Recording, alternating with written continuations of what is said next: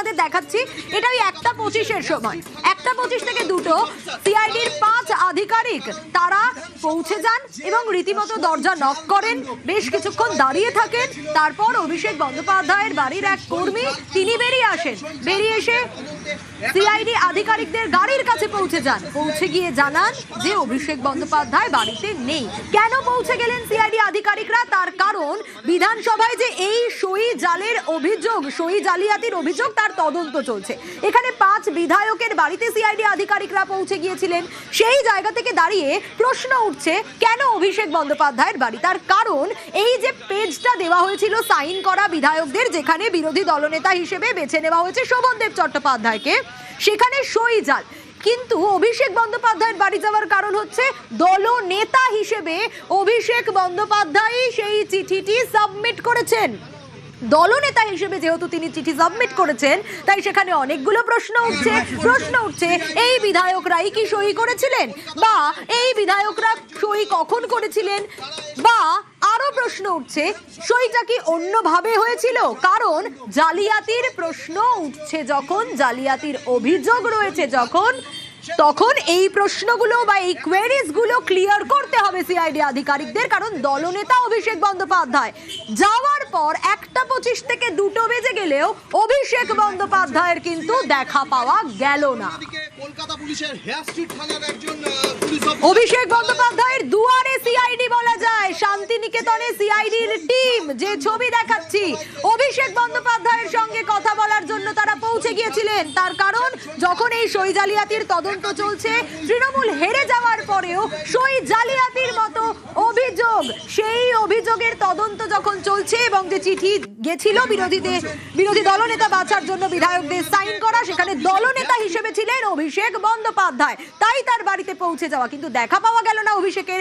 তার বদলে কি হলো? অভিষেক বন্দ্যোপাধ্যায়ের বাড়ির এক কর্মী তিনি বেরিয়ে এলেন। তিনি বেরিয়ে এসে একেবারে চলে গেলেন গাড়ির কাছে সিআইডি আধিকারিকদের। সেখানে গিয়ে কি বললেন অভিষেক বন্দ্যোপাধ্যায় বাড়িতে নেই। তারপর তিনি ভিতরে চলে গেলেন।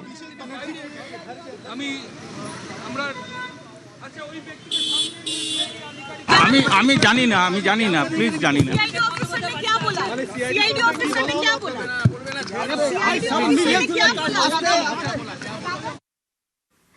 আমি জানি না এই শব্দটা শোনা গেল। অভিষেক বন্দ্যোপাধ্যায় বাড়িতে নেই, তিনি তো সিআইডি আধিকারিকদের জানিয়ে দিলেন। সাংবাদিকরা যখন প্রশ্ন করছেন যে সিআইডি আধিকারিকরা কি বললেন, আমি জানি না সে কথাও বলছেন। অভিষেক বন্দ্যোপাধ্যায়ের দুয়ারে সিআইডি বলা যায়, কারণ ছবি অন্তত সেই কথাই বলছে। আমরা জানি অভিষেক বন্দ্যোপাধ্যায় তার শান্তিনিকেতনের বাড়ি, সেই বাড়িতে অভিষেক বন্দ্যোপাধ্যায়ের দেখা পাওয়া গেল না। কিন্তু এই যে সই জালিয়াতি, হেরে যাওয়ার পরেও সই জালিয়াতির মতো অভিযোগ উঠে আসছে। হ্যাঁ, 15 বছর পর সরকার বদল হয়েছে, রাজ্যে পালা বদল হয়েছে, বিজেপি সরকার গঠন করেছে, আর তারপর বিরোধী দলনেতা বাছার কথা। বিধানসভায় বিরোধী দলনেতা বাছা হয়েছে শোভনদেব চট্টোপাধ্যায়কে, এবং সেখানে বিরোধী দলনেতা বাছার জন্য যে বিধায়করা সাইন করেছেন, সেই সাইনের পেজেই নাকি যে বিধায়কদের সই রয়েছে সেখানে জালিয়াতির অভিযোগ রয়েছে, আর সেখানেই দলনেতা হিসেবে ছিলেন অভিষেক বন্দ্যোপাধ্যায়। তাই আজ পৌঁছে যাওয়া সিআইডি টিমের অভিষেক বন্দ্যোপাধ্যায়ের বাড়িতে 1:25 থেকে 2টো, তাতেও দেখা পাওয়া গেল না। কিন্তু গত বৃহস্পতিবার 5 বিধায়কের বাড়িতে সিআইডি টিম পৌঁছয়। ইতিমধ্যেই তাদের জিজ্ঞাসাবাদ করা হয়েছে। আবিরের কাছে একটু যাওয়ার চেষ্টা করি। আবির এই মুহূর্তে আমার সঙ্গে রয়েছে, আবিরের কাছে যাব। আবির, যে প্রশ্নটা জানতে চাইবো শুরুতেই, অভিষেক বন্দ্যোপাধ্যায়ের বাড়িতে পৌঁছলেন সিআইডি টিম, 1:25 থেকে 2টো, দেখা পাওয়া গেল না অভিষেক বন্দ্যোপাধ্যায়ের। অভিষেক বন্দ্যোপাধ্যায় কোথায় এখন, কিছু জানা যাচ্ছে?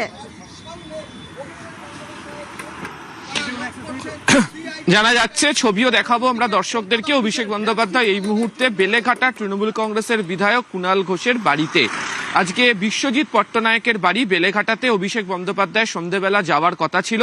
তুমি জানো যে দলীয় কর্মীরা যারা আক্রান্ত হয়েছেন তাদের পাশে দাঁড়ানোর সিদ্ধান্ত নিয়েছিল তৃণমূল কংগ্রেস। এর আগে প্রতিনিধি দল তারা কয়েক জায়গাতে পাঠাচ্ছিল, কিন্তু দলের অন্দরে প্রশ্ন উঠতে শুরু করে যে কেন দলের শীর্ষ নেতৃত্ব তাদের সঙ্গে দেখা করতে যাচ্ছেন না।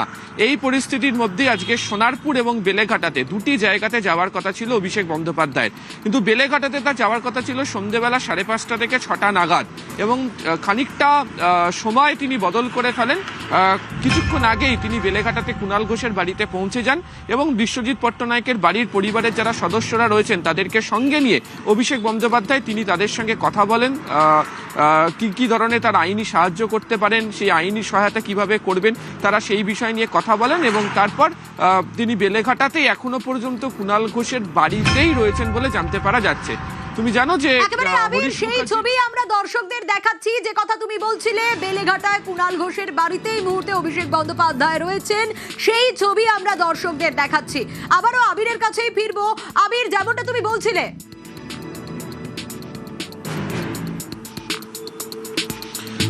হরিশ মুখার্জি রোডের ওপর 188A শান্তিনিকেতন বাড়ির যেটি নাম, যেটিতে অভিষেক বন্দ্যোপাধ্যায়ের রেসিডেন্সিয়াল বলে সাংসদ হিসাবে যে ঠিকানা সেখানে নথিবদ্ধ রয়েছে, তো সেখানেই আজকে আমরা জানি যে সিআইডির যারা আধিকারিকরা রয়েছেন হেয়ার স্ট্রিট থানার পুলিশকে সঙ্গে নিয়ে তারা সেখানে পৌঁছন এবং অভিষেক বন্দ্যোপাধ্যায়কেও একটা নোটিশ দেওয়া হয়েছে। কেন দেওয়া হয়েছে তার কারণ হচ্ছে গত 6 তারিখের যে চিঠি প্রথমবারের জন্য জমা দিয়েছিল হচ্ছে তৃণমূল কংগ্রেস, সেই চিঠিতে বিরোধী দলনেতা হিসাবে শোভনদেব চট্টোপাধ্যায়ের নাম প্রস্তাবক হিসাবে অভিষেক বন্দ্যোপাধ্যায়ের সই সহ চিঠিটি যায়, যেটা নিয়ে প্রথমেই রাজ্য বিধানসভা সচিবালয় এবং পরবর্তী সময়ে অধ্যক্ষ তারা আপত্তি করেছিলেন এবং তাদের বক্তব্যই ছিল সেটা হচ্ছে যে যদি সর্বসম্মতিক্রমে শোভনদেব চট্টোপাধ্যায়কেই বিরোধী দলনেতা হিসেবে বা বাকি দায়িত্বপ্রাপ্ত নেতাদেরকে মেনে নেওয়া হয় তাহলে তাদের প্রত্যেকের সই সহ চিঠি পাঠাতে হবে, সেই চিঠি পাঠানো হোক। সেই চিঠির পাঠানোর কবে হয়, আবার 19শে মে একটি কালীঘাটে বৈঠক হয় এবং সেই বৈঠকের পর সেই চিঠি পাঠানো হয়েছিল। এখন দেখতে পাওয়া গিয়েছিল যে 19শে মে একাধিক বিধায়করা তারা অনুপস্থিত ছিলেন, যদিও তাদের সই রয়েছে এবং যার মধ্যে বাহারুল ইসলাম তিনি নিজে স্বীকার করে নিয়েছেন। দ্বিতীয়ত বহু ক্ষেত্রে কিছু সইয়ের পার্থক্য ধরা পড়েছে, তার কারণ যারা বিধায়করা রয়েছেন তারা যখন শপথ গ্রহণ করেছিলেন বিধানসভার মধ্যে বিধায়ক হিসাবে প্রোটেম স্পিকার তাপস রায়ের সামনে, তখনকার সই বিধানসভাতে ইতিমধ্যে একদিন একটি সেশন হয়েছে, সেদিনকের তারা যে বিধায়ক হিসাবে যে পরিষদীয় খাতাতে সই করেন সেখানকার সই সেগুলোকে মিলিয়ে তারা দেখেছেন এবং যে কারণেই গত পরশু থেকে একাধিক বিধায়কের সঙ্গে সিআইডি যোগাযোগ করছে। নয়না বন্দ্যোপাধ্যায় সহ বেশ কয়েকজনের বাড়িতে তারা গিয়েছেন, তারা কথা বলেছেন, কুণাল ঘোষের সঙ্গেও তারা কথা বলেছেন এবং সর্বোপরি গতকালকেও তুমি দেখেছো যে বিধায়কদের বেশ কয়েকজনের সঙ্গে শোভনদেব চট্টোপাধ্যায় তিনি বৈঠকও করেছিলেন এবং নিউজ 18 বাংলাকে দেওয়া সাক্ষাৎকারে তিনি উল্লেখ করেছিলেন যে তিনি কোনো অন্যায়কে সমর্থন করবেন না, প্রয়োজনে তার যদি বিরোধী দলনেতার পদ তিনি না পান তা নিয়েও তার কোনো আপত্তি নেই। কিন্তু যে চিঠিটা গিয়েছিল সেই চিঠিতে যেহেতু অভিষেক বন্দ্যোপাধ্যায় প্রেরক ছিলেন, ফলে অভিষেক বন্দ্যোপাধ্যায়ের সঙ্গেও কথা বলতে চাইছেন তদন্তকারী দলের অফিসাররা, সেই কারণেই তারা সেই বাড়িতে পৌঁছন। যে সময়তে তারা সেখানে পৌঁছন সেই সময় কাকতালীয়ভাবে দেখতে পাওয়া গেল যে বেলেঘাটাতে তৃণমূল কংগ্রেসের যে বিধায়ক কুণাল ঘোষের বাড়িতে অভিষেক বন্দ্যোপাধ্যায় এবং যে বিশ্বজিৎ পট্টনায়কের পরিবারের সদস্যদের সঙ্গে তার সন্ধ্যেবেলা দেখা করার কথা ছিল তাদেরকে নিয়ে তিনি দুপুরবেলায় কুণাল ঘোষের বাড়িতে বসে তিনি বৈঠক সেরে ফেললেন। একেবারে আবির, ঠিক যে কথা তুমি বলছিলে সেই ছবি আমরা দেখাচ্ছি, একদিকে দর্শকদের দেখাচ্ছি অভিষেক বন্দ্যোপাধ্যায়ের বাড়িতে সিআইডি টিম পৌঁছে যায়, 1:25 নাগাদ পৌঁছয়, 2 পর্যন্ত থাকে, দরজা ধাক্কায়, দরজা নক করে এবং এক কর্মী বেরিয়ে এসে বলেন অভিষেক বন্দ্যোপাধ্যায় বাড়িতে নেই। অভিষেক বন্দ্যোপাধ্যায় বাড়িতে যখন নেই তাহলে স্বাভাবিকভাবেই প্রশ্ন উঠবে যে অভিষেক বন্দ্যোপাধ্যায় তাহলে কোথায়। প্রতিনিধি আবির ঠিক যে কথা বলছিলেন, যে ছবি আমরা দেখাচ্ছি অভিষেক বন্দ্যোপাধ্যায় বেলেঘাটায় ইতিমধ্যে কুণাল ঘোষের বাড়িতে, সেখানে তিনি রয়েছেন কারণ বিভিন্ন কর্মীদের আক্রান্ত হওয়ার খবর বারবার আসছিল, বারবার অভিযোগ উঠে আসছিল যে কেন দলের শীর্ষ নেতৃত্ব তারা আসছেন না। অভিষেক বন্দ্যোপাধ্যায় তিনি পৌঁছে গিয়েছেন বিধায়ক, তৃণমূল বিধায়ক কুণাল ঘোষ তার বাড়িতে। ইতিমধ্যে সেই ছবি আপনাদের দেখাচ্ছি, বেলেঘাটায় রয়েছেন অভিষেক বন্দ্যোপাধ্যায়, আর সে কারণেই অভিষেক বন্দ্যোপাধ্যায়কে বাড়িতে সিআইডি আধিকারিকরা পাননি। এই যে সই জালিয়াতির ঘটনা আমাদের দর্শকদের জন্য একবার এটা আরো একবার বোঝার চেষ্টা করবো, আবিরের কাছে যাব আমি। আবির, এই যে সই জালিয়াতি, কেন এই বিষয়টা উঠে এলো, এই সই জালিয়াতির ঘটনাটা এক্স্যাক্টলি ঠিক কি? কারণ বিরোধী দলনেতা বেছে নেওয়ার জন্য শোভনদেব চট্টোপাধ্যায়কে বেছে নেওয়া হলো, সেখানে বিধায়কদের সই আর সেই সই নিয়েই কন্ট্রোভার্সি।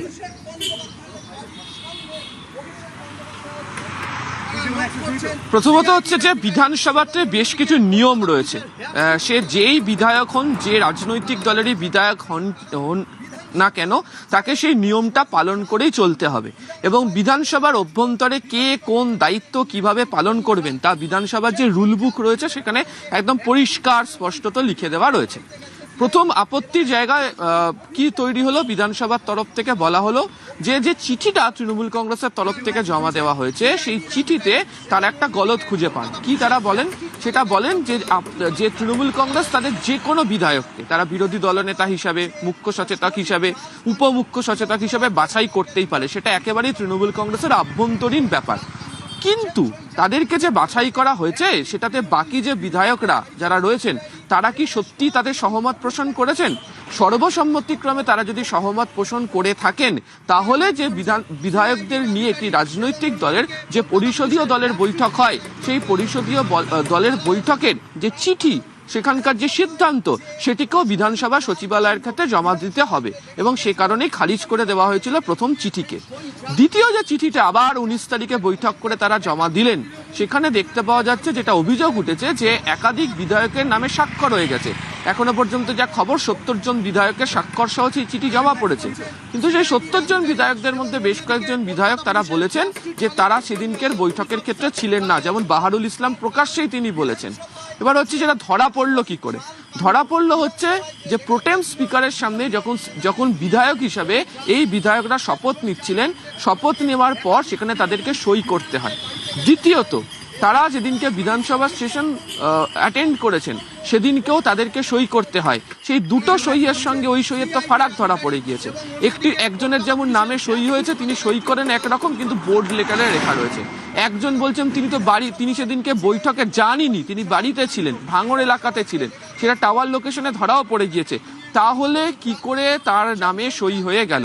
এবং এটা নিয়ে আপত্তি উঠতে শুরু করে, এবং এই আপত্তিটা এভাবেই উঠতে শুরু করে যে যারা জনপ্রতিনিধি, যারা বিধায়করা রয়েছেন, তারা তাদের সই কে করে দিচ্ছেন? তাহলে অন্য কোথাও এটা জালিয়াতি হয়েছে, সই জালিয়াতির কথা সে কারণেই বলা হচ্ছে। এবং এটিকে বিধানসভার অভ্যন্তরে অত্যন্ত গুরুতর অপরাধ হিসাবে গণ্য করা হয়, এবং এই অপরাধের ক্ষেত্রে তারা একেবারেই বেশ